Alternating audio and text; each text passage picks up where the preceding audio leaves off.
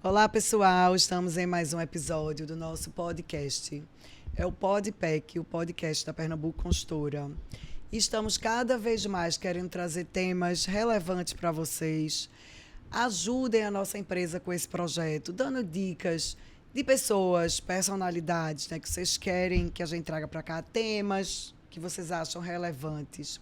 Esse projeto é um projeto que a gente faz com muito carinho, com muita atenção, mas que tem que ser importante na vida de vocês, tem que ser relevante, tem que servir para alguma coisa, tem que ser útil, tem que ser inspirador.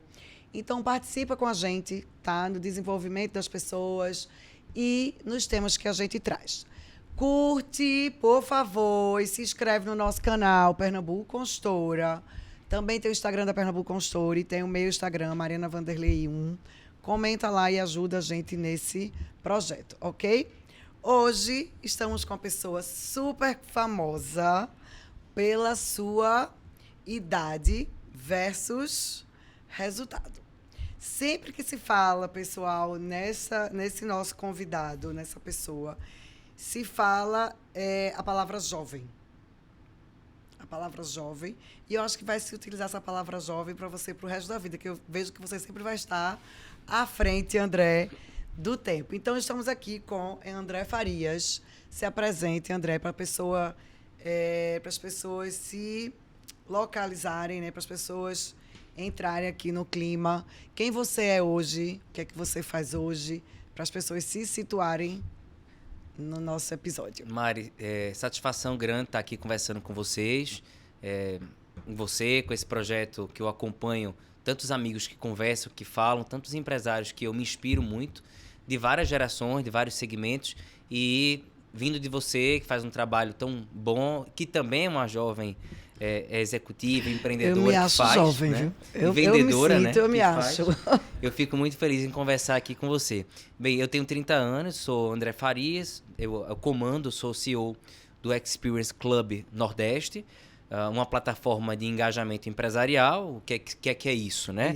Isso é uma rede, um ecossistema de líderes empresariais, é um grupo, né? Mais fácil explicar assim, é um grupo de acionistas e executivos e diretores de grandes grupos, médios grupos, e que participam dentro de Pernambuco numa rede de eventos corporativos exclusivamente feito para essas lideranças empresariais. O Experience Club tem 17 anos de história no Brasil, tem em Miami também, São Paulo e Miami, e pela primeira vez, há 2 anos e meio, eu trouxe para Pernambuco a seção do Experience Club para o Nordeste, para comandar essa operação no Nordeste inteiro. Hoje a gente está atuando em Pernambuco, com alguns eventos isolados no Ceará, reunindo uma camada expressiva de empresas de Pernambuco. Hoje mais de quase 40% do PIB do estado faz parte do Experience Club Nordeste. Quantas empresas tem hoje? Nós somos hoje 230 grupos. 230 empresas. É interessante do Experience todo. Do Experience Nordeste. Só em Pernambuco. Só em Pernambuco certo. Nós somos 230 empresas. Essas empresas representam, para você ter ideia, acho que é importante você compreender um pouco, estamos falando de quase 400 acionistas executivos, né? Porque dos grupos participam alguns membros, que não é só uma pessoa. Estamos falando de mais de 75 mulheres. Estamos falando de mais de 40 jovens, leia pessoas que vão, para mim, até os seus 42, 41, eu ainda considero, né, jovens lideranças. E acima dessa idade, obviamente, masculina, é a camada mais expressiva. Mas é importante ressaltar que o Experience Club tem, na sua formação, mais de 20%, quase 20% do seu núcleo de associados, mulheres. Né? E isso sempre foi algo que eu olhei muito. Né? E elas não são mulheres que estão ali por serem mulheres, mas elas estão ali porque são mulheres que são executivas. Estão à frente de empresas que estão empregam gente, né? Fazem a diferença. Participando do Experience Club. E eu montei o clube aqui faz 2 anos e meio só. Como foi que você chegou ao Experience Club? Como você conheceu? Né? Já que ele tinha mais tempo em São Paulo, em Miami, como você chegou até ele? Eu, desde a minha adolescência, sempre fui muito inquieto com trabalhos sociais. E eu sempre quis fazer alguma coisa, ser útil para alguém. Eu sou de classe média, nunca fui da classe mais abastada, ou tive oportunidade de frequentar a sociedade empresarial. Eu nunca tive esse dinamismo. Mas eu sempre enxerguei a vida das pessoas de sucesso de uma maneira que eu pudesse fazer parte disso através do trabalho, através do esforço, através da minha construção. Então, desde muito novo, eu acho que é importante eu contar um pouco da história para as pessoas entenderem como eu cheguei aqui. Isso, a gente começou de frente para trás, agora vamos contar um pouquinho de trás para frente. Eu acho que é importante. Para as pessoas também se situarem. E eu acho que vai ficar mais claro até o que é o Experience Club, né, para as pessoas, contando um pouco da tua história, para as pessoas se situarem. Vamos lá. Eu, desde adolescente, sempre fui muito focado em filantropia. Então, com 15, 16, 17, eu tentava sempre reunir um grupo de amigos, 17 em tese para cima, para montar, construir campo de futebol, reformar quadra de basquete, reformar refeitório, reformar Era cozinha. o líder da turma. Eu sempre fui dos 17 para cima, especificamente falando, iniciando ali a faculdade, a pessoa que gostava de juntar o povo para adotar uma creche no Natal, no Dia das Crianças. E eu sempre fui muito apoiado pelo Fábio Silva, que é um empreendedor social pernambucano, né? Que para mim é a principal pessoa em Pernambuco que trata da parte social. Quero trazer ele aqui. E ele foi a pessoa que construiu a principal liderança, a primeira liderança que eu tive, hierarquicamente falando, que me moveu a construir algo de valor na sociedade através do mundo social, do mundo da filantropia. Então ele sempre disse para mim: André, você é uma pessoa inquieta, gosta de fazer amizade, gosta de se relacionar na faculdade. Eu percebi que você conhece muitas pessoas, mesmo sem ser de nenhuma família importante, né? É importante que eu digo. Você circulava facilmente, né? Facilmente, mesmo com as suas limitações sociais, né? Empresariais. E eu gostaria que você usasse isso em prol do próximo. Eu acho que você vai construir um valor na sociedade para você mesmo de relevância. Então eu sempre me vi como uma pessoa que queria ser útil para as pessoas, né? E aí com isso eu fui enxergado dentro do grupo de líderes empresariais do LEAD, cujo fundador é o ex-governador de São Paulo, João Dória, né, criado aqui em Pernambuco pelo Drayton. E os empresários que faziam parte do board do LEAD acompanhavam um pouco o que eu fazia. E veja que coisa interessante. Mas qual era o teu papel exatamente junto lá de Eu Fábio? tinha uma ONG. Certo. Eu era voluntário do Fábio, Certo, do Novo certo, Jeito, certo. né? Do Porto Social. Na época, Novo Jeito. E eu acompanhava Fábio desde que o Novo Jeito ficou conhecido lá. Eu não tinha nem Rio Mar. Tava ali a fábrica da Bacardi, levantando o Rio Mar. Eu bem novinho. E Fábio me chamou para ser voluntário de uma ONG que era conhecida no Twitter, porque cada 1.000 seguidores, uma cadeira de roda era doada. E eu tava com ele atrás de seguidor. Desde o início. Eu tava ali levando as pessoas, e ele me pediu para cuidar do bairro de Boa Viagem, porque o Novo Jeito era muito conhecido na Zona Norte, em Casa Forte, porque eles eram da Zona Norte. E eu comecei a procurar pessoas relevantes, formadores de opinião, políticos, esposos de políticos, empresários, filhos de empresários, para apoiar o Novo Jeito ali em Boa Viagem. E aí, aos poucos, Fabinho começou a me levar pelo braço em vários eventos, em vários lugares, e a gente começou a se fortalecer junto, fazer missões no sertão, levar o povo para Manari, levar o povo para outros lugares, arrumar recurso.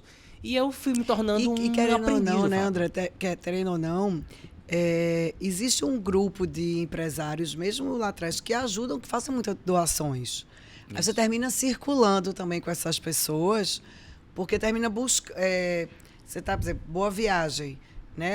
É um bairro que um volume importante de empresários mora. É natural que você circule também, porque eles vão participar dessas doações, né?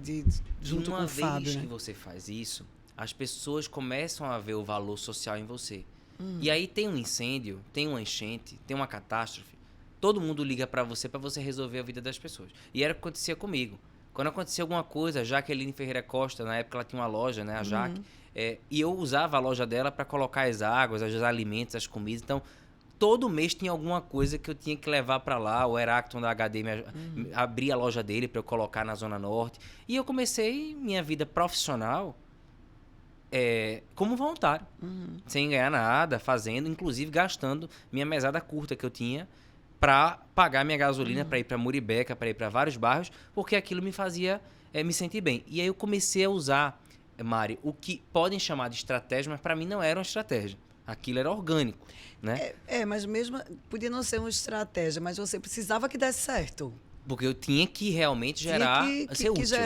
Tinha que gerar aquelas pessoas têm que se inspirar por isso. Isso, tem que gerar um recurso para aquela, mesmo que fosse para doação, mas você precisava que aquilo ali funcionasse. E eu comecei... Se precisava de água, tinha que ir atrás de água. Se Exatamente. precisasse, de colchão, tinha que ir atrás de colchão. E eu ia no Colégio Santa Maria, e Rosamélia abria, eu ia no Cognitivo, João Correia apoiava, eu ia no Motivo, eu ia no Colégio Boa Viagem, e eu ia em sala de aula. Eu lembro, eu entrando no 5ª série, 6ª série, 7ª série, arrecadando alimento, os colégios faziam campeonatos, qual é o colégio que ganhava mais, os times, basquete. Então, isso eu com 18 anos de idade, entrando nos colégios e aprendendo a mobilizar pessoas, independente se elas eram empresárias ou não. Eu mobilizava a sociedade civil. Era estudante, era arquiteto, era Romero Duarte, era um grande apoiador meu. A gente vivia junto, fazendo ações sociais. Já que você não está tão ligado nisso, alguém lhe substituiu?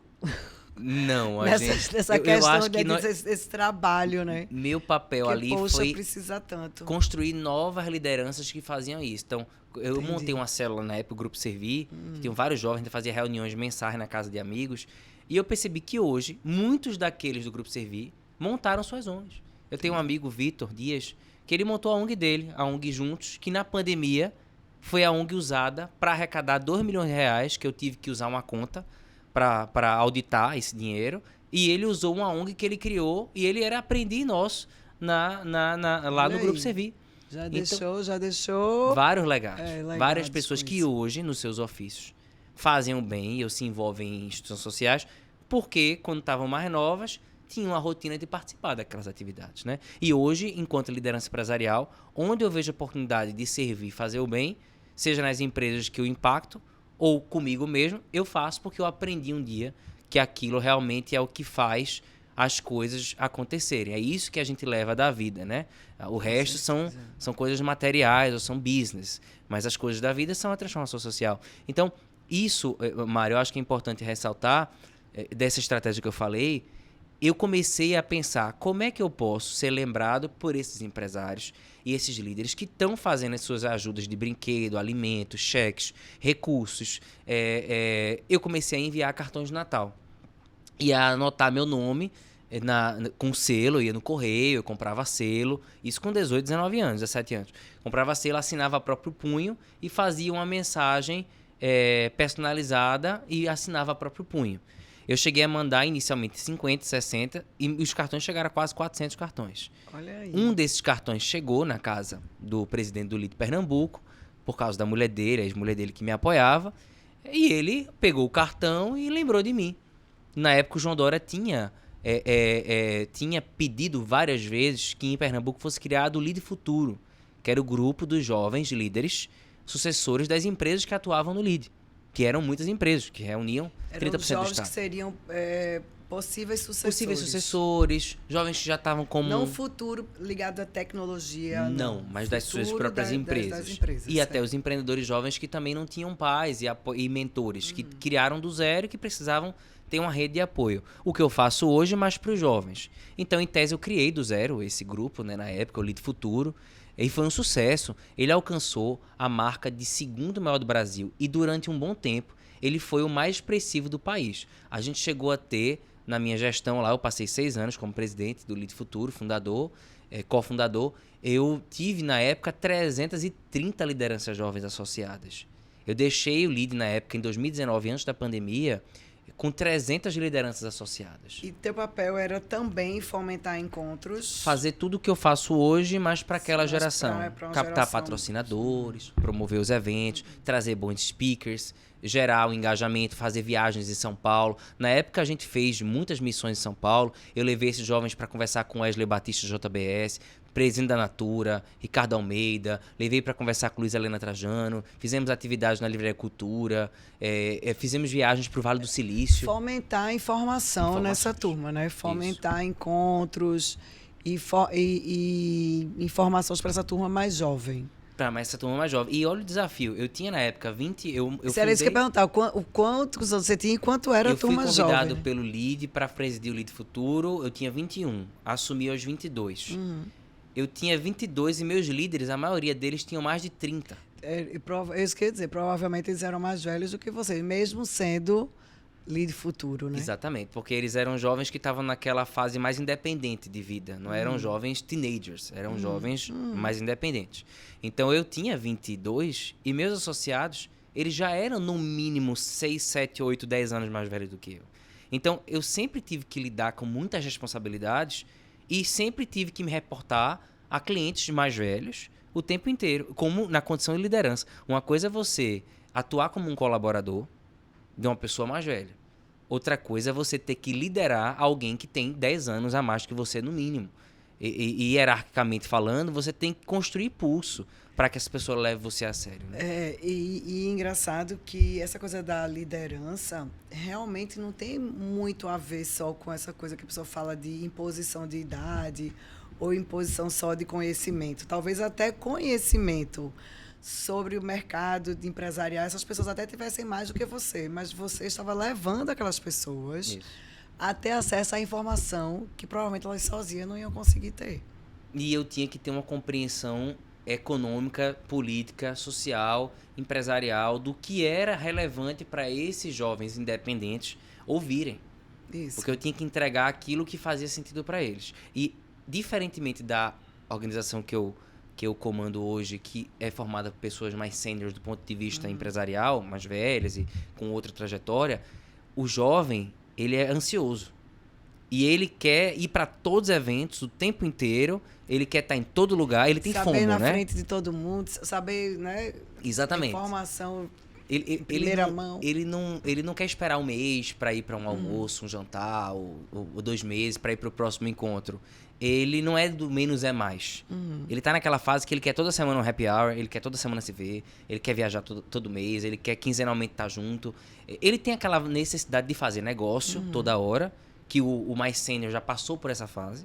Ele já está numa fase mais tranquila, né, de construção estratégica. E o jovem não, ele quer fazer tudo rápido. E o que então, era que você vendia? Você vendia o quê? Você vendia... Eu vendia experiências, eventos, você vendia essa relação das pessoas daqui, né, de Pernambuco, com, sei lá, o que é que você vendia? Tinha muito happy hour, tinha muito jantar, tinha muito almoço, tinha muito evento. Terminava um evento, eles já queriam saber qual era o próximo. Então eu tinha que criar vínculos. Hoje eu tenho muito orgulho de ver muitos grupos que foram criados ali naquela época, na minha gestão do Lead Futuro. Pessoas que nunca foram amigas, que nunca se viram, que as esposas não se conheciam, os esposos não se conheciam, e que se tornaram grupos pro resto da vida. Eu vi várias sociedades nascendo, né? Eu vi uma construtora jovem aqui, por exemplo, vou dar um exemplo para você, uma construtora aqui, a Tulive, do Zé Ricardo Brenan e do Carnavalho com o Felipe Pacífico. Essa construtora nasceu numa amizade criada por eles no Lead Futuro. Acho que o Felipe tem nem... Quantos anos ele deve ter? 30 e poucos anos, né? 35 anos, eu acredito. Então, assim, ele e o Zé Ricardo, eu vi uma construtora hoje que produz riqueza, que gera receita, que emprega muita gente, que nasceu no Lead Futuro. Eu vi muitas startups, eu vi muitos investimentos, investidores anjo, investindo em empresas que estavam no Lead Futuro. Eu vi escritórios de advocacia nascerem no Lead Futuro. Eu fico pensando também, sabe, André? Vamos lá. Existe muito hoje nas redes sociais essa coisa do grupo do livro, o grupo do vinho, né? Tem muita coisa do o grupo, sei lá, das mães que gostam de alguma coisa, tá? E eu fico pensando no lado profissional, que de repente uma pessoa até que é autônoma, vou botar assim para o mercado da gente, né? O mercado imobiliário, um corretor ou um dono de imobiliário, uma pessoa que é autônoma. Como é importante fazer esses grupos? Que imagine juntar um grupo para falar sobre livro, não é? Um grupo para falar sobre vinho. Por que não montar um grupo, de repente, para falar sobre mercado imobiliário, informação, passar informação, a pessoa estudar? Porque, querendo ou não, você tem que ter um tema para chamar as pessoas. Senão a pessoa, né? Tem que ter alguma... Sei lá, a pessoa ia lá buscar se relacionar, ok. Mas tinha alguma coisa que você vendia que interessava aquela pessoa de sair de casa para se encontrar, né? Acho que talvez de repente a troca de informação, a troca de conhecimento entre as pessoas, né? De repente era mais isso até, né? Não só do que tinha palestra, não. Muitas palestras. Tinha palestra. E eles estavam indo, isso era uma desculpa para ir para o evento, para assistir alguém, ver alguém e também se encontrar com as pessoas. Então, era um fortalecimento do networking, né? Da relação entre os líderes e a informação que estava sendo depositada. Só com informação as pessoas não vão. Isso. Só com um núcleo com o network de conversar, de bater papo, também não vai. Isso fica vazio. Uma hora isso passa. É preciso unir uma coisa útil ao agradável. Como você vê, como você participa do Express Club, você vê que eu tô toda hora preocupado com uma boa curadoria e com manter o nível das pessoas no núcleo. Isso, e com o relacionamento também, né? Toda a estratégia dos eventos que você faz sempre tem o tempo de conversar antes, o tempo de conversar depois, né? Trocar essas... O placement, né? A formação das mesas, e você não colocar concorrentes da área de serviço juntos, né? Um estado de advocacia não senta com o outro, colocar pessoas nas mesas que elas possam se conectar com outras pessoas, que não necessariamente ela está toda hora com aquela liderança, senão ela vai querer sentar sempre com um amigo, com um sócio, e aí ao invés de você construir engajamento com outras pessoas, você vai sempre sentar com aquela que você está sempre junto no final de semana na sua casa de praia, ou que é amiga que tem um filho que é amigo do seu filho, e a gente tem que quebrar um pouco isso. Não alcançando o objetivo principal, né? Exatamente. Da plataforma. E passado, Mari, isso do LEAD, eu concluí meu ciclo, né? E tive um ano importante em 2020, que foi um ano onde eu não tive nenhuma organização. No momento da pandemia, eu passei quase um ano. Não foi sabático, porque eu estava sempre atuando. E a gente voltei para o passado. Eu voltei a fazer com muita força a filantropia de onde eu vim. E porque não tinha encontro, né? Não tinha encontro, não tinha nada. Eu tinha saído eventos, da empresa, eu estava pensando o que fazer. E essa fase foi uma fase muito importante para mim como liderança jovem, que eu peguei todo o ativo que eu fiz nos 7 anos de trabalho, dos 22 aos 27 ali, daqueles 5 anos ali, de atuação no LEAD, 6 anos, eu peguei todo o ativo que eu fiz com os empresários e eu foquei na filantropia. Em 4 meses a gente tinha arrecadado 2 milhões de reais, onde a gente usou um pouco de 40% disso para insumos hospitalares e 60% a gente apoiou as instituições sociais que estavam precisando de recursos, como o GAC, como outros. Você pegou o relacionamento que você tinha na época, já lá com o Fábio, pegou junto do Lídio, né? Já tinha já estava se encontrando com as pessoas, já tinha acesso, né, a várias pessoas e ajudou, ainda bem, né? E isso foi importante porque eu não foquei só no empresariado. Na época, nós criamos, junto com os voluntários que a gente formou, que nesse caso eu chamei jovens e mais sêniores para montar, e mulheres, para a gente montar essa campanha que chamava Todos Juntos, com a ONG Juntos, do Vitor, que era um aprendiz do Grupo Servi, do Novo Jeito, e que montou a sua própria ONG, né? Era um auditor da Ernst Young. E ele, quando a gente montou, a gente criou grupos onde a gente arrecadou mais de 200 rótulos de vinhos safrados, do Bordeaux, Borgonha. A gente arrecadou bolsas de luxo, a gente arrecadou obras de arte. E eu lembro que em 9 sessões de leilão, para vender e ser 100% ser 100% entregue, né? Entregue às 9 ONGs. leilões, Mário, eu era leiloeiro desse grupo. 9 leilões a gente arrecadou 335 mil reais só em vinho doado. Pra isso. Teve vinho de 20 mil reais. Eram leilões online? Eram leilões no WhatsApp. No WhatsApp. Aconteciam à noite e os empresários se divertiam no leilão, porque eles faziam lances. E os amigos deviam estar, tipo, concorrendo um com o outro. E eu usava o ego em prol do bem, né? Quem vai dar mais? E eu me divertia termina todo mundo tinha gente ganhando. Que tinha vinhos como Barca Velha, vinho de 10, 12 mil reais, que as pessoas estavam na adega, elas não queriam vender, elas botavam e recompravam o seu próprio vinho. Então eu tive uma lição naquele momento ali, que quando você cria iniciativas criativas em prol do bem, igual você usa no seu negócio, você consegue arrecadar muito rápido aqui. Então a gente arrecadou 2 milhões de reais dessa forma. Eu estava me posicionando socialmente, como eu fiz a vida inteira. E ao final daquilo... Daí, André, a gente já tira uma lição que eu repito muito, essa coisa de no caos, você vai ter 2 caminhos. Por exemplo, você estava no meio da pandemia, você estava desligado da empresa onde você, né, tinha relacionamento, você tinha 2 opções, ou ficar em casa chorando, Porque não tinha evento, porque não tinha mais happy hour, porque não tinha mais palestra, porque não tinha, não é? Porque não exercia minha liderança. Não exercia sua liderança. Tudo que você construiu ali de relacionamento naquele momento, empresarialmente, não era importante. Isso. Não era, você não tinha como resolver a questão da pandemia com o seu relacionamento empresarial. E você usou o seu caminho em prol do bem. Eu acho que isso faz toda a diferença, sabe, André? Acho que no sucesso das pessoas, das organizações, as decisões no caos, as decisões do caminho do caos.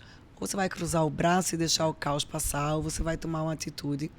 Na época da pandemia, foi a época, assim, logo em seguida, quando começou, foi a época que a gente mais vendeu apartamento. Porque as imobiliárias, todo mundo, casas, construtoras, tudo no caso, eu peguei e montei um arsenal, um quartel-general mesmo. A gente trabalhava, sei lá, 15 horas por dia.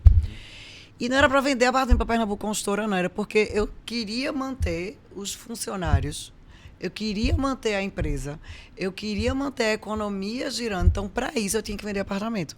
Eu não tinha como dar vacina, remédio, máscara, né? Então, o que eu podia fazer? Eu usei o caos em prol do emprego das pessoas. Eu tinha muito medo da empresa ter problema e ter que demitir as pessoas. Sabe? Não era aquela coisa assim, da empresa vai... Era o que é que eu vou fazer no caos que seja em prol da sociedade. Eu tomei um caminho, você tomou outro, completamente diferente. Mas termina que eu podia ter ficado, não vou vender apartamento, ninguém vai comprar mesmo, né? E tal. E você também podia ficar aí de braço cruzado, esperar a pandemia passar. Passar, né?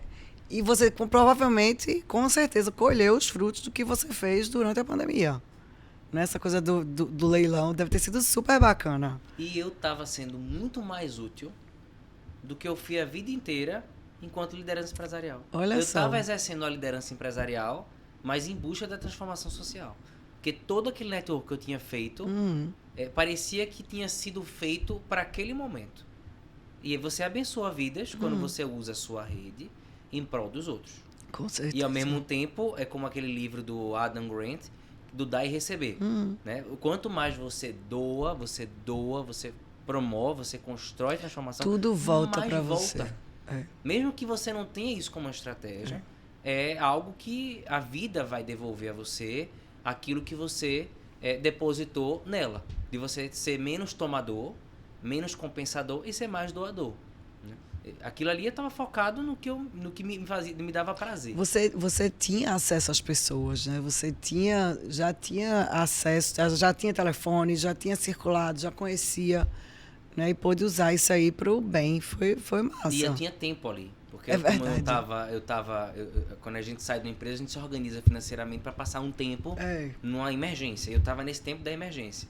Então, aquele tempo da emergência, eu tinha tempo livre suficiente para fazer o que eu fiz lá atrás, quando eu não tinha muita responsabilidade, não tinha muita conta para pagar, que era na minha adolescência ali, 18 anos e tal, 17 anos, que eu fazia o bem. Era menos boleto e mais tempo. E mais tempo. Então, nesse momento, eu tinha tempo. E eu usei esse tempo para isso. Depois a gente comecei a fazer lives no Instagram. E essas lives era conversa com o meu nome, conversa com o André Farias. E eu entrevistei 9 bilionários brasileiros no meu Instagram pessoal. E aquilo eu saltei, ganhei mais de 8 mil seguidores no Instagram de forma orgânica, fazendo lives ao vivo, né? Obviamente, eram vivo. Eu escutei o Flávio Rocha, da Riachuelo, eu conversei com a Luiz Helena Trajano, eu conversei com o Carlos Luiz Martins, o João Apolinário da Polishop. Eu tive uma conversa com do seu segmento, que você conhece bem, o empresário hoje mais importante da construção civil do Brasil, que é o senhor Ruben Menin, da MRV. Ruben Menin não tinha feito nenhuma live. Hoje. Maior construtora, né? Uma das maiores do mundo. A MRV não tinha feito, o Ruben não tinha feito nenhuma live no Instagram pessoal dele.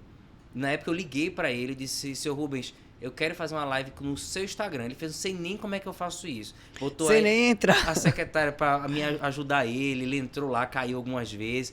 Mas aquilo foi icônico, porque o empresariado paulista entrou naquela live e ela foi, inclusive, palco de uma entrevista, porque ele estava dando uma entrevista, praticamente falando da construção civil, no Instagram pessoal dele. Né? Ele tinha feito uma só para o Isto é Dinheiro depois, e a primeira tinha sido comigo. Então, aquela live ali era o que eu fazia na época, no mundo físico, sem a pandemia. Só que fazendo só no que mundo virtual. no E eu mundo tava digital. usando a minha marca. Eu tava construindo o branding. Eu não tava usando marca de nenhuma organização. E era eu convidando aquelas pessoas. Então eu terminei esse ciclo das lives. E aí foi uma das coisas que o meu sócio atual, o fundador do Experience Club, foi me observando naquela movimentação do engajamento com as lives. Ele assistiu uma live minha com a Glória Calil, que eu falei de comportamento profissional, etiqueta empresarial, e a gente começou a conversar mais ali, naquele período que eu estava encerrando as minhas lives no Instagram e negociando a sociedade. Ô, André, com a abri Experience Club. um parênteses aqui. Eu vejo que você tem muita iniciativa, né, de ligar, de buscar. E eu vejo, às vezes, as pessoas que têm, tipo, vamos botar aqui, uma vergonha de ligar, ou um medo do não. Ou, vamos lá, tá vendo que eu não vou ligar para fulano, vou ligar para cicrano. E eu tô vendo que você tá muito preocupado com isso, não. Né? Do não, do sim, ou da resposta. Eu acho que isso é muito positivo. Né? Para a pessoa... Eu vou dar minha cara a tapa mesmo, vou ligar e vou ver no que acontece, né? O que pior que pode acontecer é um não. E isso funciona para todo mundo, né? Todo mundo, assim, tá vendo que eu não vou ligar para fulano? E se eu ligar para ciclano, o que é que vão pensar de mim, né? Se eu fizer uma live e não for bem na live, o que é que vão pensar de mim, né? Se eu não fizer a pergunta certa, vou me expor e o que é que vão pensar de mim? Eu acho que você contando um pouco disso, acho que fez muita diferença na sua história. Você se expor, ou você não ter medo do não, ou você... essa coisa do eu vou ligar, vou ver no que vai dar. Você percebe isso? Isso a gente pode falar muito de autenticidade com isso. Eu acho que um grande problema que a gente tem hoje, na juventude, que eu frequento, nos amigos e tal, o que eu percebo, falta muita autenticidade em muitas pessoas na minha geração. Elas querem seguir padrões lineares do que foi aprendido, né, na faculdade, na escola. E, infelizmente, o nosso tipo de educação tradicional, na escola, na faculdade, ela não nos induz a alguns tipos de comportamento, que, inclusive, esse é um deles, de você ter menos vergonha e agir em causa própria. Acho que é menos com mais vaidade liberdade. também, um pouco, menos vaidade. né? Acho que um pouco menos de vaidade. As pessoas têm medo que a sua autenticidade, elas lhe seja envergonhem exposta diante do outro. E aí, quando a gente não é autêntico e não consegue construir um engajamento daquilo que a gente é, que a gente quer se tornar, a gente não consegue quebrar as barreiras. E eu nunca abri mão da minha autenticidade. Porque eu sei que para eu vencer, eu tinha que ser autêntico. Eu não podia ter medo do que aquela pessoa pode pensar. O não eu já tenho. É isso. E não podia também inventar uma coisa que não era. Tipo, eu sou André Farias e eu sou... Tinha que ser o que você era. Eu tinha uma coisa que me incomodava muito, Mari, e isso é uma das coisas mais importantes da minha vida, é que as pessoas sempre perguntavam de onde eu vim. E elas perguntavam quem eram meus pais. Ou elas perguntavam quem era a minha família. Ah, mas você veio da onde? Porque você tinha que ter tido um sobrenome, ou um histórico tradicional. Mas ele tá me convidando para um grupo de líderes e tal. E quem é essa pessoa? E perguntava de onde eu vinha, o que eu fazia. Ah, você é do grupo Farias, André Farias, você é da usina. E eu simplesmente respondia, eles são primos distantes, né? Mas são primos ricos. Veja bem, né? Eu sei que são de Surubim, eu sou Farias de Limoeiro, mas eles são distantes e tal. Eu sempre respondia com autenticidade. Não, eu sou de classe média, eu estou aqui construindo um trabalho. E como eu não Ontem me perguntaram isso. Quantos Vanderleis tem antes de vocês? Eu disse, nenhum, só a gente. Os Vanderleis. Eu disse, não, só. E eu tinha, Mara, um desafio muito grande e aí eu acho que é por isso que eu corri tanto, né? Para vencer. Porque eu tinha que vencer aquela barreira do preconceito de não ter tido aquela oportunidade de ter sido apoiado. E, obviamente, como liderança empresarial, a maioria das nossas lideranças que a gente tem, elas são lideranças que tiveram, graças a Deus, a oportunidade de bons mentores. Mas isso não tira delas um nível de responsabilidade absurda de construírem suas marcas, suas histórias, seus legados da empresa e perpetuar a empresa, que é tão difícil quanto construir. Agora, no meu caso, eu tinha um preconceito tão grande que aquilo me fazia não parar de pensar que eu tinha que fazer para que aquela fase pudesse ser superada. Pudesse passar. E as pessoas pudessem começar a olhar para mim. Eu preciso passar desse estágio. Eu preciso passar do estágio do sobrenome dos pais, da família não sei o quê, de usina não sei da onde. Precisa pular essa fase. Para que o André pudesse trabalhar com mais tranquilidade. Hoje eu posso dizer a você que eu trabalho com mais tranquilidade. Você pode ser considerado uma marca? Sim. Eu falo muito... Você considera... Sim. Que você tem seu brand, né? Vamos lá, vamos trazer para isso, né? A pessoa poder criar essa persona, né? Esse produto. Na minha ótica, sabe, André, quando a gente fala assim, André, CEO da Experience Club, eu olho muito mais como você, como um empreendedor de você mesmo. Né? Para mim, você é um empreendedor da sua marca, da sua pessoa, do seu conhecimento, da sua experiência. Né? Eu olho assim. Eu sei que tem o Experience Club por trás, mas eu vejo você como uma pessoa muito mais trabalhando... Desde sempre você está fazendo isso, trabalhando você. Porque eu falo muito isso às vezes, me perguntam muito, tem um monte de pauta aí para eu fazer palestra, o que é empreendedorismo? Agora no mês da mulher, o que é a mulher empreendedora? Para você, o que é empreender? E eu falo muito que empreender não é a pessoa ter 1000 funcionários. Né? Empreender não é isso, empreender é fazer o que você está fazendo. Você está empreendendo. Né? Você é uma empresa. Né? Eu, André Faria, sou uma empresa. E eu acho que a gente tem como obrigação divulgar isso, sabe, André, para as pessoas. Para que as pessoas se preocupem com isso. Se preocupem com a marca própria. Né? Por isso que eu, às vezes, trago gente aqui que fala de roupa, de não sei o quê, de comportamento, de alimentação, de exercício, porque isso faz parte, é a marca da pessoa. Querendo ou não, a pessoa vai ser vista daquele jeito. Né? E eu acho que você faz muito bem feito esse trabalho seu. Né? Essa coisa da marca. E eu acho que as pessoas têm que ficar de olho para poder fazer também.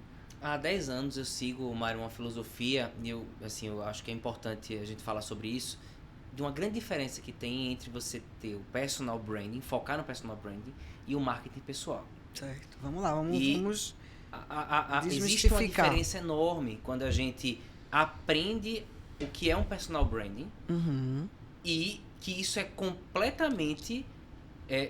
contrário ao marketing pessoal. Você pode até se vender. Mas uma pessoa que valoriza o personal branding na sua história, ela constrói a sua autenticidade, a forma de comunicar a sua autenticidade para o seu público, para o seu público final e para o seu público meio. Você consegue transmitir, seguindo uma narrativa de personal branding correta, estratégica, você consegue mostrar para o seu público quem você verdadeiramente é. Através das suas ações, suas execuções, aquilo que você entrega, aquilo que você vende e como você entrega aquele produto, seja a experiência ou um produto que você está fazendo. Quando você consegue construir uma narrativa correta... Será que é a constância? É a constância. O que sai em jornal, o que sai na sua rede social, o que você publica, como você vive, o exemplo que você dá no seu estilo de vida diário, faz com que as pessoas se inspirem em você porque você é verdadeiramente aquilo. Você não está usando aquilo como uma estratégia de marketing para poder fazer com que as pessoas caiam numa armadilha e depois você é outra pessoa. O problema de quem foca muito no marketing pessoal o tempo inteiro é que ele esquece de viver muitas vezes quem ele realmente é. E ele está querendo mostrar algo que muitas vezes ele não é. E a preocupação dele em vender é muito maior do que a de fazer. E quando você tem um foco no branding, você está obstinado, determinado o tempo todo não é trabalhar por dinheiro e nem trabalhar por imagem. Mas é você produzir a imagem do que você verdadeiramente faz. E aí, o que é bom de quando você constrói uma estratégia certa de branding é que a comunidade consegue perceber muito rápido e muito fácil o que você é e o que você não é. É muito melhor você aprender a liderar sabendo o que você não é do que o que você é. Eu converso muito isso com a Tassi Com Veloso da certeza. Index, que é hoje uma das maiores PIAs do Brasil, que é minha amiga, minha apoiadora, faz tudo comigo. Eu Você digo só consegue uma liderança consistente quando você mostra todos os seus lados. isso. Essa semana eu tive numa empresa grande, um grupo concessionário, querendo fazer um evento de lançamento de uma marca, de um carro, um veículo. E eu cheguei na reunião, eu acho que eu assustei um pouco com o orçamento que eu passei para fazer o jantar. Só que eu já cheguei numa reunião e disse assim, olha, eu só sei fazer assim. Porque o meu nome, a marca do clube, a marca do que eu faço há 10 anos, hoje está atrelado à excelência, a um serviço personalizado, a um bom buffet, a um bom decorador, a uma boa cenografia, a um local de evento que o meu líder frequenta. As pessoas esperam receber isso. Elas esperam isso. Se for convidada através de André ou da Isso. Experience, elas esperam receber isso. E né? eu deixei claro que não só era importante para mim, como para a marca que estava envolvida. O presidente da empresa, na hora, comprou uma ideia. Por quê? Ele olhou para aquilo e ele enxergou que aquele valor que eu estou construindo não é só para o meu branding, é para o branding dele. Então, ele entendeu que eu não entro em algo que não faz sentido para o meu estilo de formação. E aí, quando você fala de constância, eu gosto muito de falar que o sucesso, eles são atos isoladamente repetidos que foram bem executados.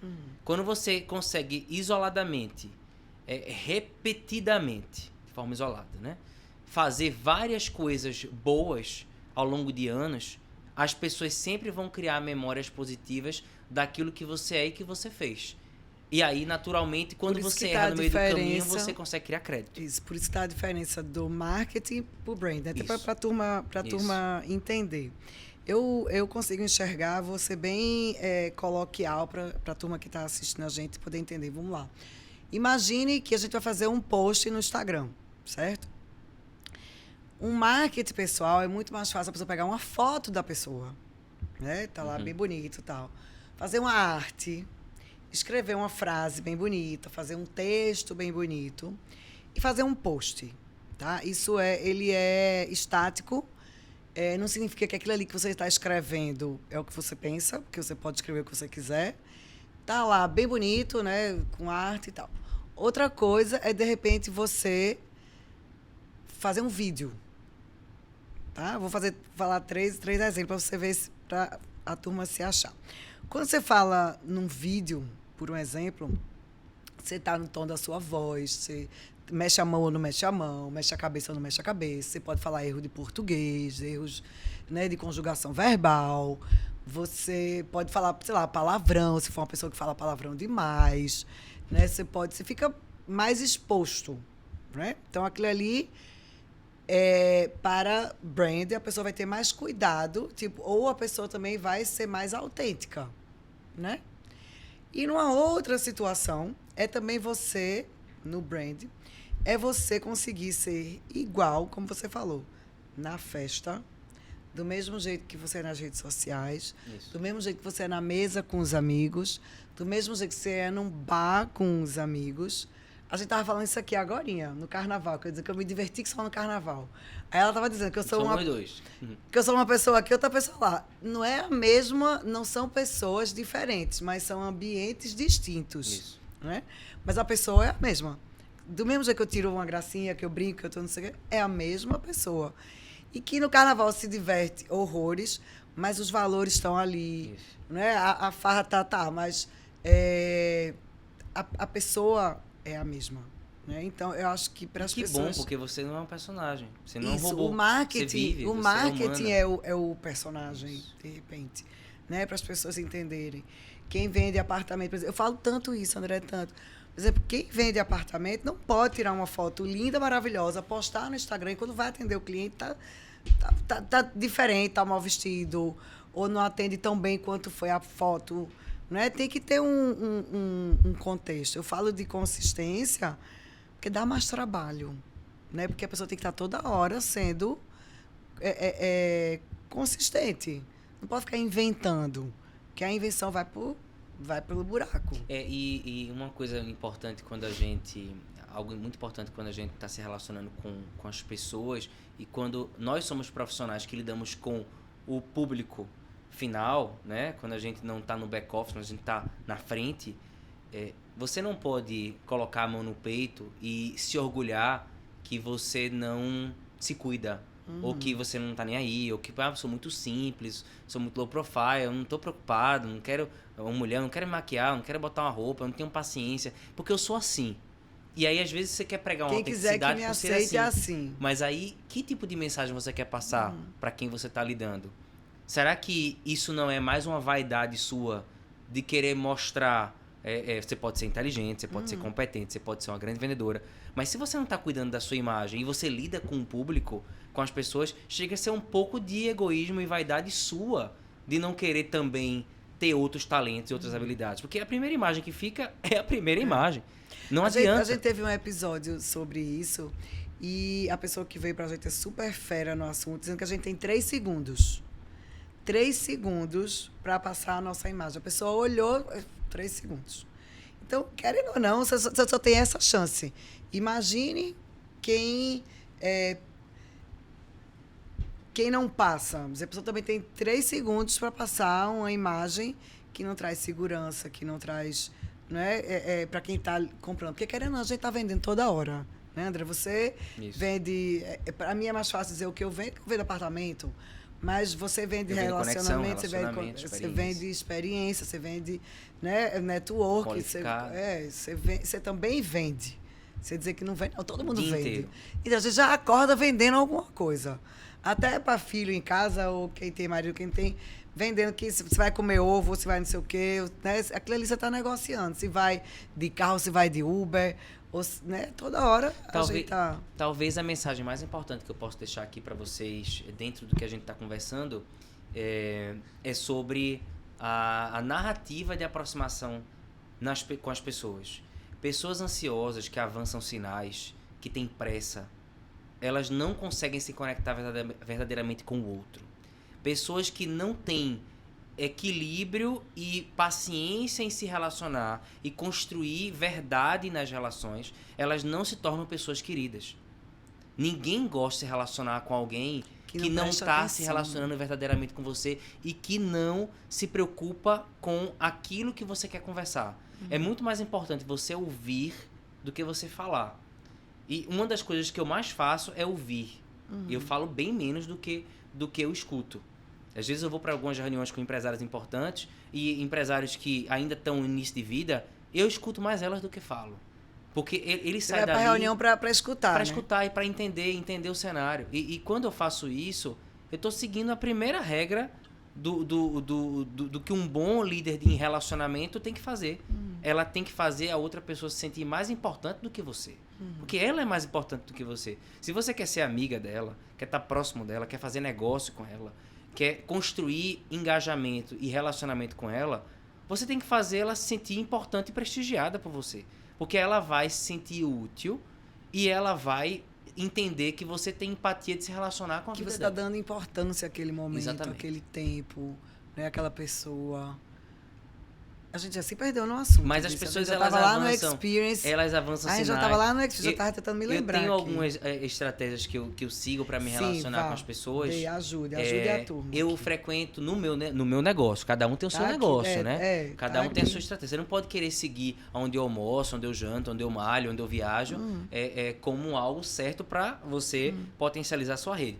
No meu caso, que lido com C-levels, com acionistas de grandes grupos, a minha estratégia de estar sempre inside, dentro desse negócio, é estar vivendo uma vida que tem um lifestyle parecido com o lifestyle deles. De quem você quer. No meu negócio, eu não posso economizar para me relacionar. Então, eu tenho que gastar. Eu tenho que investir. Então, as viagens que eu faço, sejam de trabalho ou de lazer, eu invisto em repertório. Eu fico em bons hotéis, onde essas lideranças ficam, porque elas entendem que se comunicam comigo de igual para igual no ponto de vista de vida. Elas podem me ligar para pedir uma dica. Essa semana Mas você precisa divulgar que está nesse lugar. Eu divulgo sempre. Sim. Inclusive, eu sou insider da CNN, de gastronomia e viagem da Daniela Filomeno. Para onde eu vou, eu escrevo um artigo e conto. Se eu estive em Londres, eu falo onde eu fiquei, a comida que eu comi. Para poder também você ser a referência. Uma referência não né? só no meu negócio, mas como lifestyle daquilo que eu vivo. Se eu sou uma pessoa de relacionamento que construi experiências, se eu vou fazer uma viagem para fora ou para São Paulo, alguma coisa, ele vai estar envolvido em alguma coisa boa, porque esse é o negócio dele.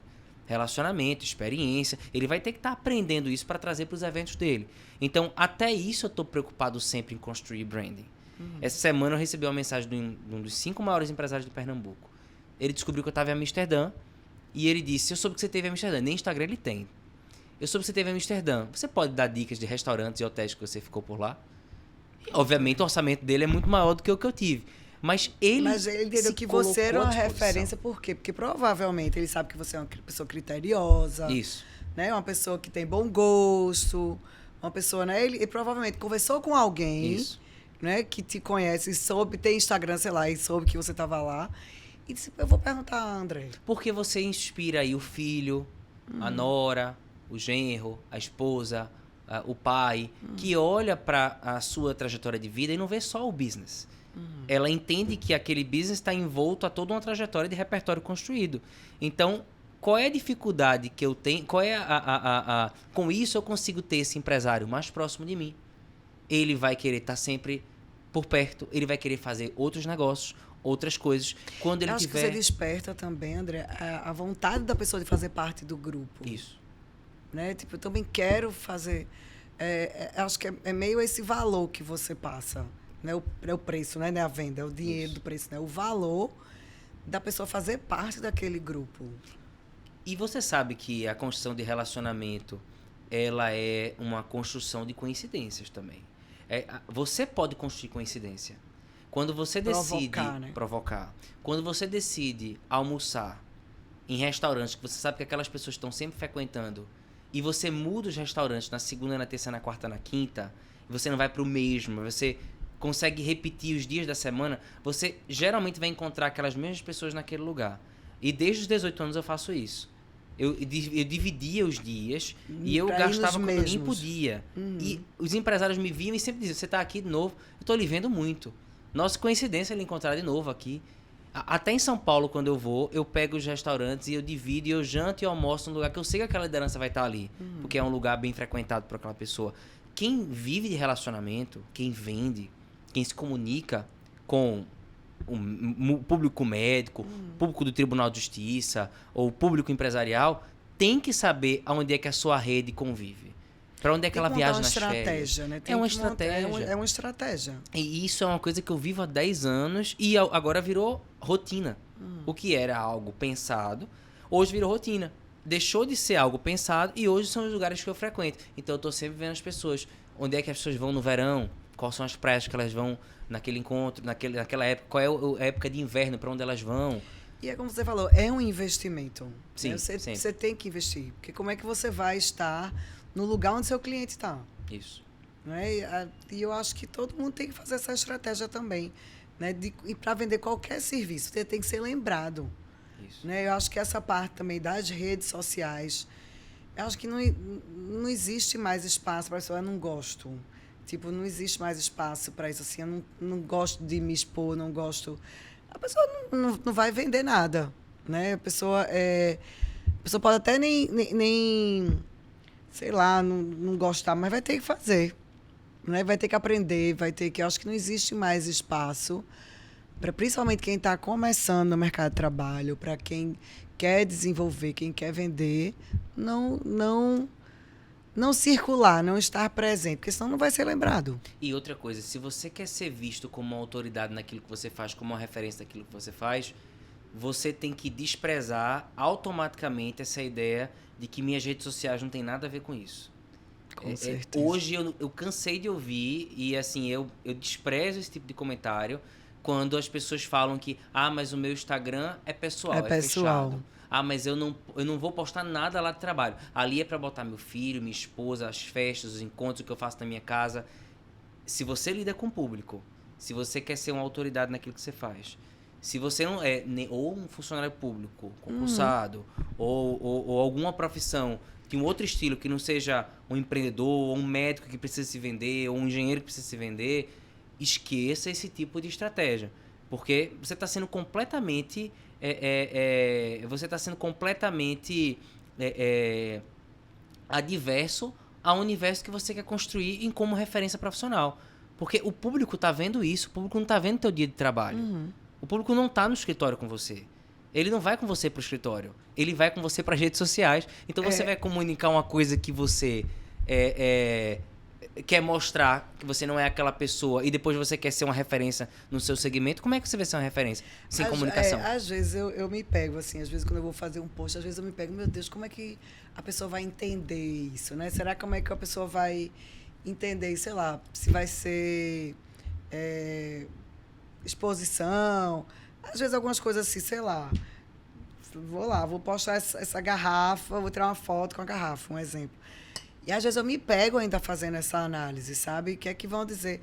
Quando eu vejo, opa, peraí, mas é uma garrafa da minha empresa, sabe? Tá tudo certo, minha empresa tá tudo certo, eu tô tudo certo, então vamos para frente. Eu ainda me pego fazendo esses exercícios do medo de como a pessoa vai ser compreendida ou entendida. E quando eu me libero, o que eu faço? Eu vejo que aquela coisa do ecossistema funciona, né? Porque a coisa da consistência de você ser a mesma pessoa. Então, se eu postar a garrafa, sei lá, de repente de cabeça para baixo, sabe? Porque Mariana gosta de fazer as coisas diferentes, de repente para todo mundo vai ser tranquilo, porque Mariana inventa de fazer um monte de coisa diferente. E eu acho que as pessoas têm que ser ousadas assim também, né? De poder expor as ideias que a pessoa tem e mostrar lá, porque senão ninguém vai ter você como referência. Imagine se André não vai dizer as coisas que está fazendo, está em Amsterdã. Como é que as pessoas vão saber que você está lá em Amsterdã? Como é que se você não tivesse divulgado no Instagram, ninguém ia saber. Você tem que ter botado lá no seu porque, Instagram. No meu caso, como eu acredito na narrativa de construção de branding, até as coisas que eu faço do âmbito pessoal, eu vivendo, curtindo então, minha vida. Então você é 24 horas, 24 horas ligado. Que é 24 interessante horas para o meu público comercial também. Para que ele veja e ele queira consumir aquilo. Se eu fui a um restaurante, eu crio uma narrativa do que eu pedi, do como foi o serviço, se eu não indico aquele restaurante, o serviço do hotel, eu indico você ficar nesse hotel quando eu vou a essa cidade, eu indico você... Então, quando a Dani Filomeno, por exemplo, não pedi a Dani do CNN Gastronomia, ela viu o meu roteiro de viagem pelo meu Instagram e mandou um jornalista CNN me procurar para que eu escrevesse o meu tour guide de Londres, porque aquilo para ela pareceu orgânico. Entendi. Então, eu escrevi e aquilo foi uma útil. Coisa real. Foi uma coisa real. Então, você tem que ser autêntico. Aquilo que você tem que colocar. Agora, você não pode ser escravo disso. Porque o problema das pessoas é que elas são escravas desse tem que ter um branding. Descanso, né? Tem que ter um mergulho no mar, se levantar cheio de sargaço na cabeça. Você tem que ter prazer em fazer isso. Eu gosto de fazer isso. Se alguém disser pra mim numa viagem, para de postar, tu tem que viver. Eu olho logo e digo logo, mas veja, eu tô vivendo aqui. Porque isso pra mim é prazer. Sim, faz parte, é um braço. Isso é prazer, isso é um braço. Eu não tô achando isso chato. Eu não tô perdendo meu dia com isso. Pelo contrário, eu tô agregando ao meu dia da minha vida fazendo isso aqui. E fazendo, acho que o bem também, né? Porque a pessoa vai... Né? Não. Não é o bem... Eu tô facilitando a vida de muita gente. Não é o bem, assim, de doação. Mesmo que seja algo... Que seja algo o luxo. Mas eu tô facilitando ali, sendo concierge. Isso, Isso bem que eu tô falando concierge. Você vai dar, de repente, um roteiro de uma viagem inteira ali, de graça pra pessoa. Pô, sabe o que eu vou fazer? Eu vou lá no Instagram de André... Ele foi para Amsterdã, não vou nem montar, vou ver tudo para um lugar que ele foi e vou montar minha viagem igual. Né? De repente, quando a pessoa está virando referência nisso, é um bem que você está fazendo, é um legado que você está deixando. Você falou, Mari, só eu vou olhar aqui para ver se a gente não deixa de falar nada, porque senão a gente vai passar aqui umas 5 horas conversando. Vá, dica. Você falou algo a respeito de imagem, e eu sempre gosto de dizer, imagem é poder. Que tipo de imagem você quer expressar para o seu público, né? Como é que você passa uma imagem de sucesso? Sendo um sucesso. E sendo um sucesso, é você fazer bem aquilo que você está fazendo, trabalhar, porque você não vai precisar nem mostrar, você já vai ser aquela imagem de alguém que faz as coisas acontecerem e que tem comprometimento. Só que isso vem junto de uma boa aparência, isso vem junto de tratar bem as pessoas, servir as pessoas, cumprimentar as pessoas. O problema é que as pessoas querem se conectar, elas querem ser queridas, Elas querem ser pessoas amadas, pessoas que todo mundo gosta, mas elas não querem dar bom dia, elas não querem olhar pro olho, sorrir, elas não querem atender quando aquela pessoa tá precisando de você e que ela não é interessante naquele momento para você. E aí você se torna uma pessoa querida por uma série de fatores. Quando você é uma pessoa querida, você faz muita coisa acontecer. Porque as pessoas, às vezes, nem querem comprar aquele produto. Elas nem estão muito afim daquilo. Mas elas gostam tanto do que você faz que elas se inserem no seu mundo, no seu produto e dão um voto de confiança para você. É verdade. E por isso que eu digo, imagem é poder. Né? Ninguém quer estar ao lado de uma pessoa que é desagradável. Ou que é ansiosa. Ou que tem pressa de se relacionar. Ou que é intragável. Ou que não é simpática. Que não escuta, né? Que não escuta também. Que só quer falar. Até para amigo, né? Até para amigo a gente não tem paciência. A gente não tem paciência com quem não tem paciência. Né? Você quer que seu amigo lhe escute. Você não quer, né, que seu amigo não lhe escute. Ó, deixa eu ver aqui o que, é que a gente não falou. A gente falou da tua história. Você se considera uma pessoa voltada para desenvolvimento network? Com certeza. Aqui. Vamos lá. As dicas. Dicas que você já deu foi para ir para os lugares, né? As dicas. Estar presente em eventos, frequentar lugares, isso. Tu tens... eu vejo que você fala... Né, eu já te vi falar algumas vezes sobre livros. Você tem algumas dicas de livros que você, sei lá, que para você é referência, que você gosta, que mexeu com você, que foi importante para você? Olha, alguns livros para mim... eu cito muito... Esse, para mim, é o livro que mais me deixa legado, que eu uso todos os dias. É o livro do Adam Grant, o Dar e Receber. Né? Dar e Receber. Acho que esse livro é o livro do sucesso. Se você realmente aprender a ser um doador, menos compensador, menos tomador, no mínimo ser mais compensador do que um tomador, você vai, às vezes, ganhar menos a vida inteira. Porque você não vai tomar tanto de alguém. Mas você vai ser mais feliz e você vai ter uma vida longa, próspera, por muito tempo. Então, o livro Dar e Receber é um livro que mexe muito comigo. Tem um livro que eu acho muito importante ele ser lido, que ele ensina muito, apesar de ser um livro um pouco perigoso, mas ele tem que ser lido de uma forma correta. É o 48 Leis do Poder, um livro muito tradicional. Inclusive, a primeira regra do livro é não ofusque o brilho do mestre. Né? Você saber lidar com hierarquia, vaidade, ego, poder, saber até onde você pode ir, mesmo que você seja melhor do que o seu líder, que muitas vezes você vai ser melhor do que o seu líder, mas você precisa aprender até que hora você vai poder falar e até que momento você também vai poder entrar. Então, o livro 48 Leis do Poder é um livro que eu aplico muito no meu dia a dia. Às vezes ele é um pouco perigoso, porque ele tem uma linha meio maquiavélica ali do ele tem uma linha... Eu ia falar isso, tem uma coisa meio né, de maquiavélica. Vingativa, uma coisa... Mas se você souber aplicar os seus princípios, os seus valores, a sua religiosidade, você consegue seguir bem. Então, esses são dois livros que eu indico. Né? O 48 Leis do Poder é um livro grande, então você vai passar um bom tempo lendo. Ótimo. Pessoal, anota aí. Dica de MBA. Anotem. Vamos lá, mais o que a gente não falou aqui? Essa pergunta a gente já falou muito, mas aqui, o que você faz que impacta na vida das pessoas? Total, né, André? Se relacionar, né, ter experiências, aqueles eventos são muito bacanas. Lógico que tem a parte da palestra, do conhecimento, mas eu vejo as pessoas irem felizes, né? Aquele evento da família foi incrível.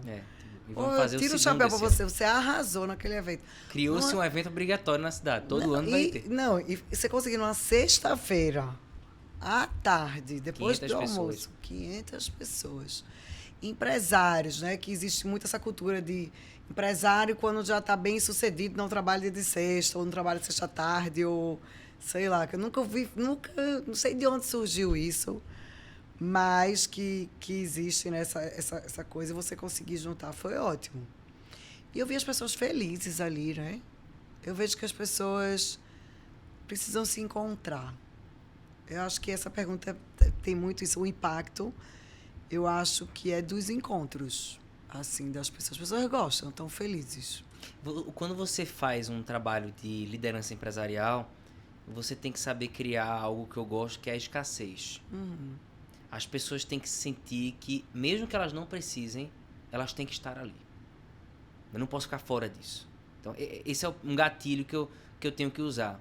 Quando nós criamos o conceito do Dinner of the Year, o jantar do ano do Recife, em 2021, com o presidente do Mercado Livre, que você viu, nós criamos um evento que não existia na cidade.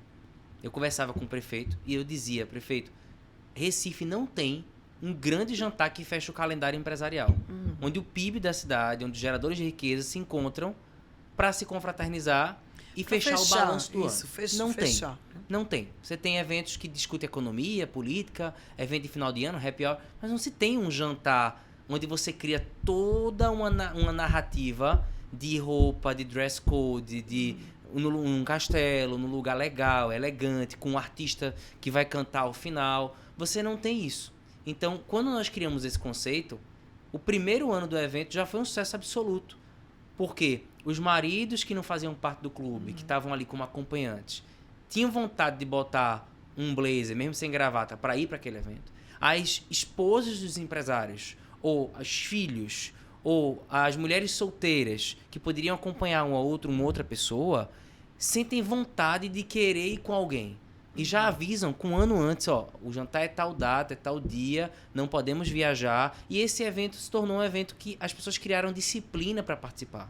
Então, eu recebi essa semana uma porrada de mensagens de empresários quando é a época do jantar do ano para eu marcar em uma viagem. Porque criou uma memória. Já tiveram dois, não foi? Dois. Esse ano é o terceiro. Então, criou-se uma memória do jantar do ano, onde as pessoas vão para um lugar bonito, elegante, comer bem, bem cenograficamente bem montado, e elas vão ali ver todo o mercado. E elas vão estar presentes em algo que é como se elas estivessem indo para um casamento. Obviamente é um evento de business, mas feito de uma maneira glamurosa social. O Family Day é isso.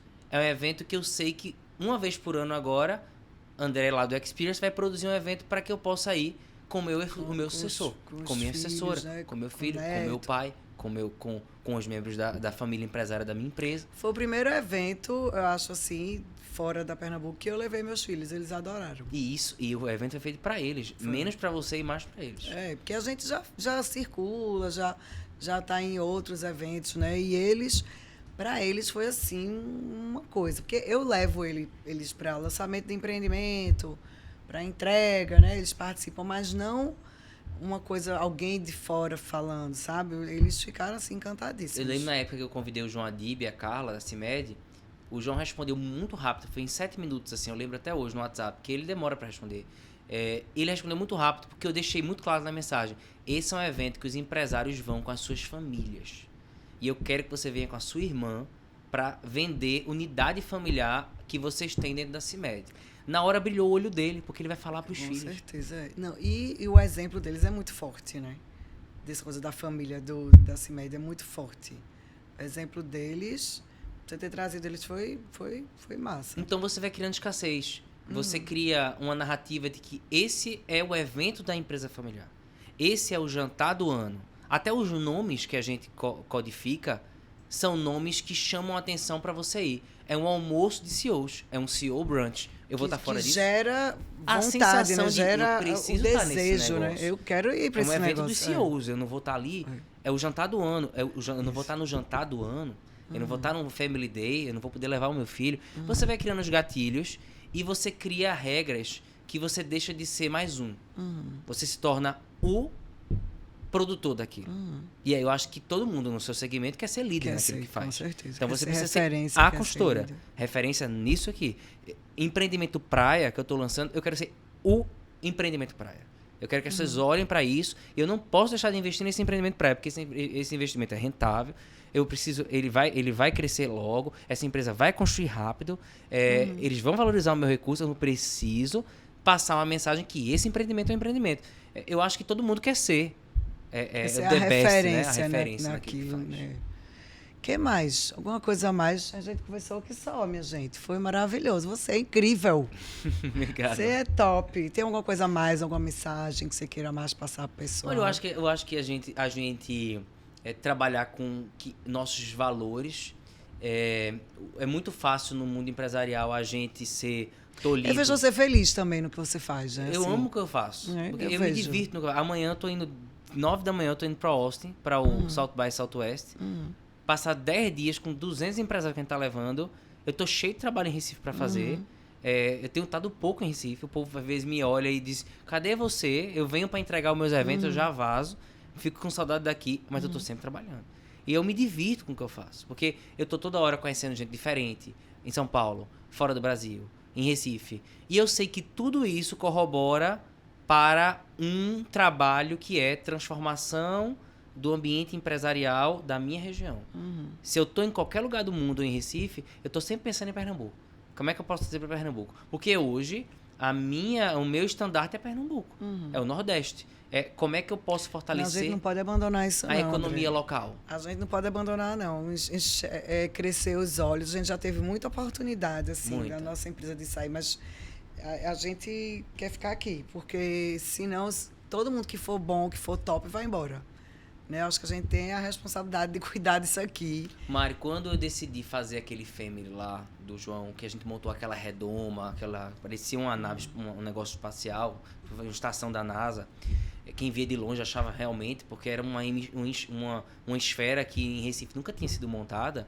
Até os produtores de eventos, até hoje me perguntam quem foi o contato lá da Espada, que fez o Rock in Rio, para eles poderem produzir eventos com aquela esfera. Aquilo, eu renunciei muito do resultado da minha empresa naquele momento, porque eu podia ter entregue um evento que custava 1/4 do valor.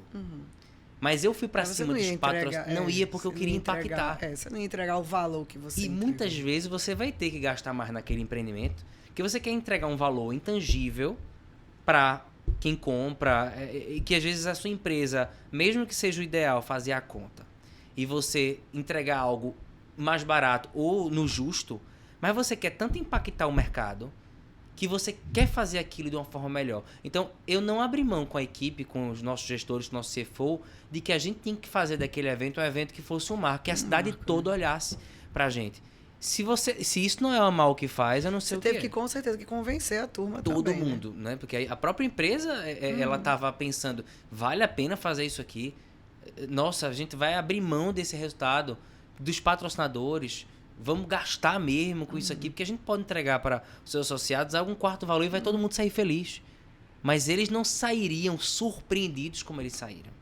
Então, para 2023, para os eventos desse ano, foi muito importante a construção daquele evento. Até para as pessoas se manterem, né, na plataforma. E né? verem que a gente quer fazer algo novo. Isso, até para a pessoa renovar, se manter nessa coisa de muita gente que vende essas coisas anuais, que às vezes vende e vira as costas. E vira as costas, não é só vira as costas, às vezes o cliente se perde no meio do caminho. Às vezes ele está sendo muito bem atendido, mas ele mesmo não está mais afim, sabe? Acho que não é mais a hora, depois eu volto. Então você precisa... Como é que você mantém 230 empresas vivas? 230, eu não tinha noção quantas empresas eram, 230.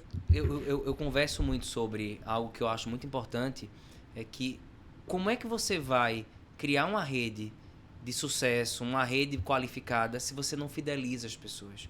E uma das formas de você fidelizar bem, principalmente um cliente exigente, é você personalizar. E hoje eu percebo pouca personalização na forma como a gente entrega um serviço. Então, como é que você quer personalizar, quer fidelizar alguém sem entrar na casa dessa pessoa?